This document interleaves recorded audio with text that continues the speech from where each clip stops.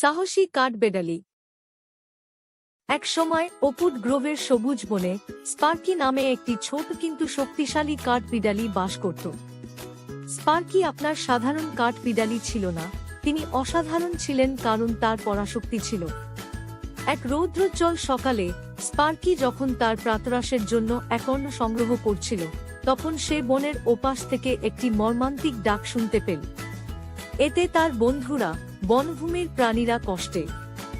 বিনা দ্বিধায় স্পার্কি হট্টগোলের উৎসের দিকে ছুটে গেল। সেখানে তিনি তার বন্ধুদেরকে কুখ্যাত রাস্কালের নেতৃত্বে দুষ্টু ইন্দুর একটি দল দ্বারা বেষ্টিত দেখতে পান।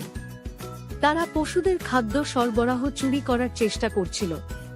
তার লেজের দ্রুত ঝাঁকুনি দিয়ে স্পার্কি অ্যাকশনে ঝাঁপিয়ে পড়ে। তার অতিগতি ইন্দুর বিভ্রান্ত করে রেখেছিল কারণ তারা চালিয়ে যাওয়ার জন্য লড়াই করেছিল। আরেকটি ঝাঁকুনি দিয়ে তিনি পাতার ঘূর্ণিঝড় তৈরি করেন, ইন্দুর বিভ্রান্ত করে এবং তার বন্ধুদের পালানোর অনুমতি দেন। কিন্তু ইন্দুর এত সহজে হাল ছাড়ছিল না।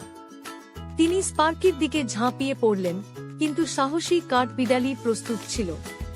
তার সুপার শক্তিতে স্পার্কি একটি পতিত ডাল তুলল এবং ঘূর্ণিঝড়ের মতো ঘূর্ণায়মান করে ইন্দুর এবং তার দলকে দূরে সরিয়ে দেয়।